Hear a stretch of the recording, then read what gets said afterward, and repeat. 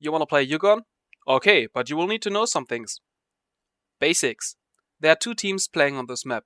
One spawning and respawning in the fort, and the other one spawning and respawning in those two thief camps. The goal is to capture and hold all three towers. The team has won if it can keep control over all towers for a certain amount of time. Getting around.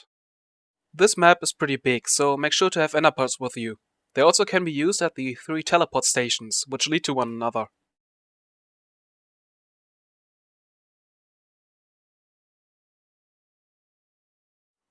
Also, as a thief, you have the option to use the underground tunnels. You can enter at each of them to get to the central hub. The map on the ground will help you find the right exit.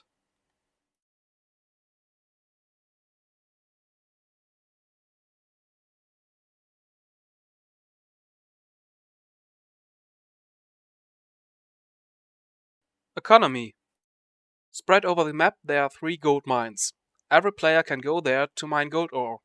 But as a member of the fort, you will have the option to become a miner, which increases the amount of mined ores. If you mine too fast, the mine will collapse, and you will have to wait for it to fill up again. In each base you can find a smelting station. If you have some ore, you can step on the pressure plate and your ore will be smelted into nuggets. The gold you get can be used to buy goods from villagers. A fair warning though, each villager has an impossible trade in the last slot. For thieves to get larger quantities of gold ore, there's the option of killing players. Whenever a player from the fort dies outside of it, he will lose his inventory and his ore will be randomly shared among the thieves. When a thief dies, he will keep both his inventory and gold ore, unless he dies inside the fort. Capturing towers. To capture a tower, you first have to unlock it by putting a key into each corner. When the doors are open, the tower is unlocked. If only players of one team are standing on top of the tower now, they will take control of it. But of course, the other team can retake it. But the longer you stand on top of the tower, the longer it will take the enemy to do that. The keys for unlocking towers can only be bought in the magic shop, which is located in the fort. Special items. There are 3 shops which trade with special items. Some of those can give you bonuses in the game. With an Orb of Knowledge, for example, you can get a permanent bonus on mining, while a Crystal of Wisdom can be sacrificed to gain XP.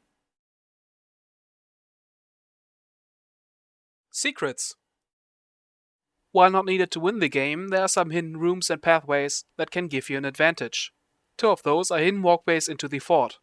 The first one will get you into the library in the basement of the fort, where you can buy enchanted books, but you will need an inner pearl at the end. The second one requires to be opened with a wall breaker once, and leads directly into the magic shop. Special locations. The first location is this forest in the southwest of the map. From time to time you will find those saplings in there, which you will need to trade with the old woodcutter. Also at night you will find skeletons in those areas, which you can kill to get bows if needed. Respawn. Members of the fort will always spawn at the same location, and near their spawn point they have the option to switch between being a knight or a miner throughout the game. The respawn of the thieves alternates between the 2 camps, but by pressing the button at one of those markers you will force the next thief to spawn in your current camp. Also important for both teams, when respawning you will get a 10-second regeneration bonus. That's pretty much all you need to know to get started on Ugon, but I suggest to make at least one small test round to get used to it before actually playing. Thanks for watching, and see you next time.